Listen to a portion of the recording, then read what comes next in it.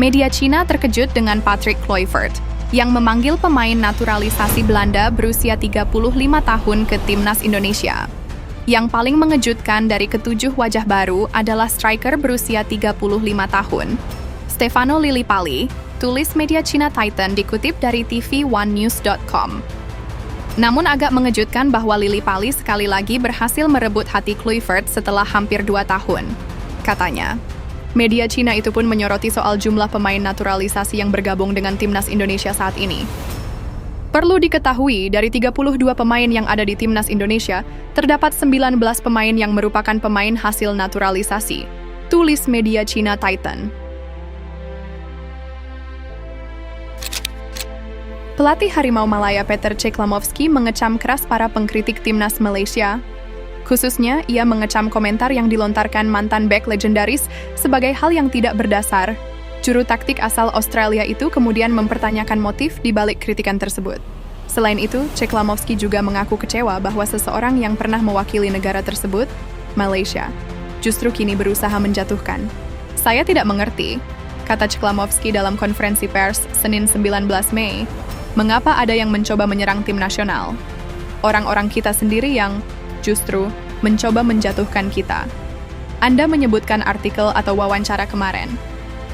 Dia adalah seseorang yang pernah mengenakan seragam tim nasional. Dan sekarang mereka menghalangi kita.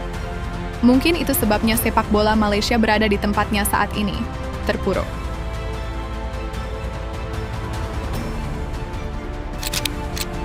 Pelatih timnas Malaysia, Peter Ceklamovski semprot pihak-pihak yang mengkritiknya soal pemanggilan pemain ke tim nasional.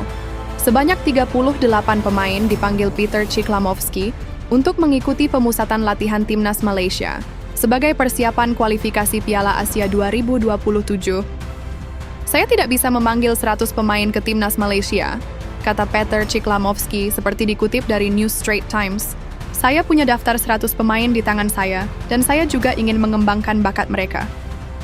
Beberapa pemain yang tidak dipanggil, tetapi mereka masih ada dalam rencana sepak bola Malaysia di masa mendatang.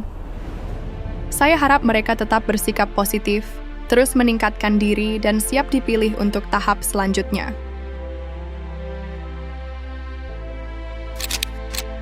Rencana uji coba antara timnas Indonesia dan Malaysia pada FIFA Matchday September 2025 mulai ramai diperbincangkan. Bahkan berita tersebut mendapat sambutan hangat dari media Malaysia. Mereka menyoroti ajakan langsung dari Erick Thohir sebagai bukti bahwa rivalitas klasik timnas Indonesia versus Malaysia masih punya magnet besar.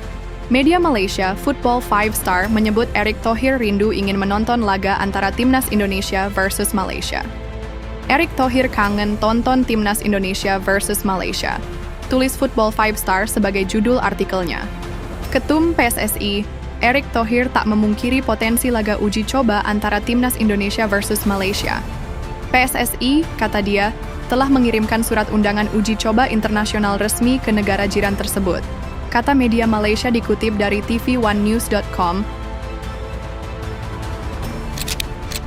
Kabar baik dari timnas Indonesia, 2 pemain dari Liga Italia bisa datang lebih cepat di kamp latihan. 2 pemain yang dimaksud adalah Jay Itzes dan Emil Audero. Jay Itzes dipastikan tidak bisa tampil di pekan terakhir Liga Italia bersama Venezia FC. Kepastian ini terjadi usai bek 24 tahun tersebut menerima sanksi akumulasi kartu kuning. Jay Itzes menerima kartu kuning kelima pada musim ini. Sementara Emil Audero gagal membawa Palermo naik kelas ke Serie A. Mimpi I Rossoneri kembali ke kasta teratas Liga Italia kandas pada Sabtu 17 Mei. Kabar baiknya jelas untuk penggemar timnas Indonesia. Mereka berpotensi bisa hadir ke pemusatan latihan timnas Indonesia lebih cepat. TC sendiri bakal dimulai pada 26 Mei 2025 di Bali.